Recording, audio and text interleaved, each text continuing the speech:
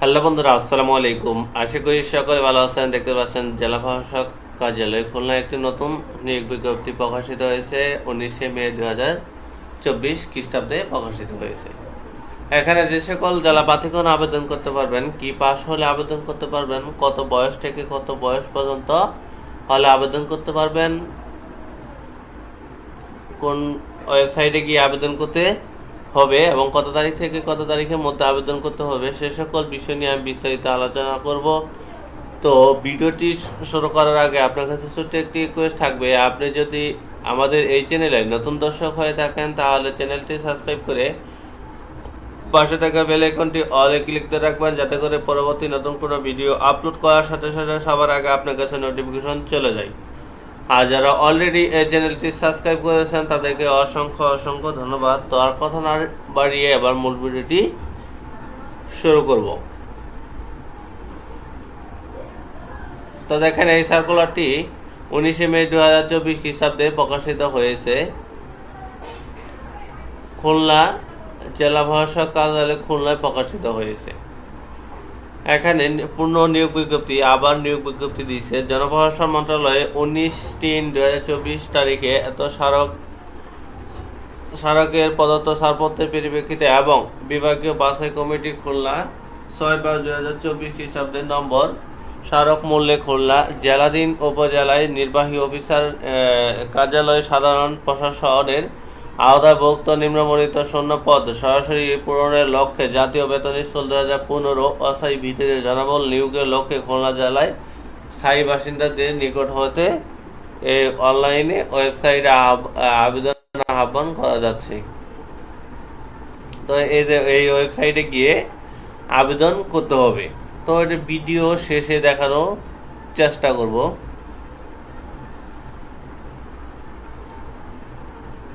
তো এখানে পদের নাম হচ্ছে সার্টিফিকেট সহকারী, নেওয়া হবে 3 জন। কোনো স্বীকৃত বোর্ড হইতে উচ্চ মাধ্যমিক সার্টিফিকেট বা সমমান পরীক্ষায় উত্তীর্ণ হতে হবে।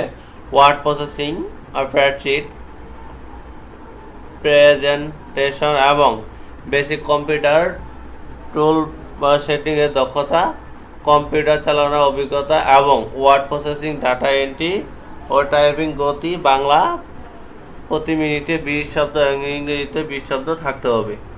আবেদনের শর্তাবলী দেওয়া হয়েছে। প্রার্থী অবশ্যই জন্মসূত্রে বাংলাদেশের নাগরিক, স্থায়ী নাগরিক ও খুলনা জেলার স্থায়ী বাসিন্দা হতে হবে। প্রার্থীর বয়সীমা 21/5/2024 তারিখ থেকে 18 থেকে 30 বছরের মধ্যে হতে হবে।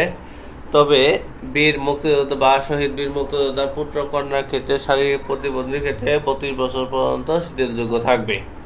তো এবার বলবো যে কত তারিখ থেকে কত তারিখের মধ্যে আবেদন করতে হবে। অনলাইনে আবেদন পূরণ সংক্রান্ত নিয়মাবলী ও শর্তাবলী, এই ওয়েবসাইটে গিয়ে আবেদন পূরণ করতে হবে।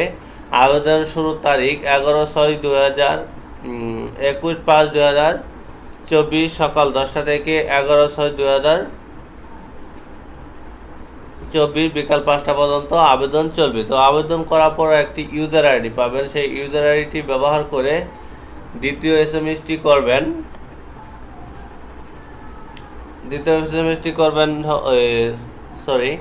ইউজার আইডি ব্যবহার করে এসএমএসগুলো করবেন। টেলিটক প্রিপেড সিমের মাধ্যমে আপনাকে টাকা জমা দিতে হবে। তো এখন কত টাকা জমা দিতে হবে, যে 223 টাকা 72 ঘন্টার মধ্যে।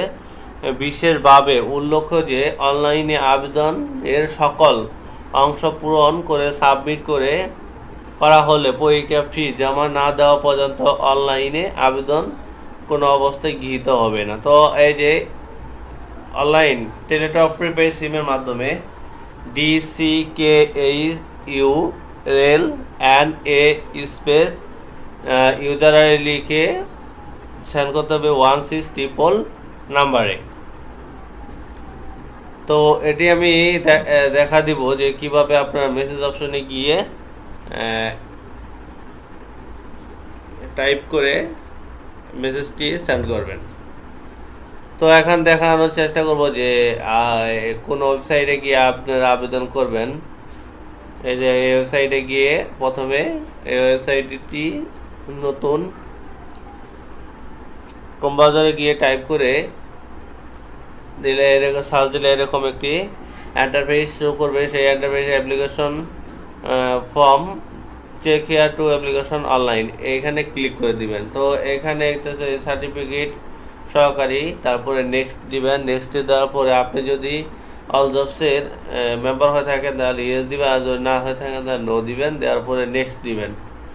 তারপরে এরকম একটি ইন্টারফেস আসবে, সেইগুলা ফর্ম আসবে, সেগুলা পূরণ করে সর্বশেষ এই যে সাবমিট বাটনে ক্লিক করে দিবেন। এইখানে ক্লিক করে এইখানে ক্লিক করে দিবেন। তো ধন্যবাদ বন্ধুরা, ভিডিওটি ভালো লাগলে লাইক কমেন্ট এবং শেয়ার করবেন। পরবর্তী নতুন কোনো ভিডিও আপলোড করার সাথে সাথে যেন আপনার কাছে নোটিফিকেশন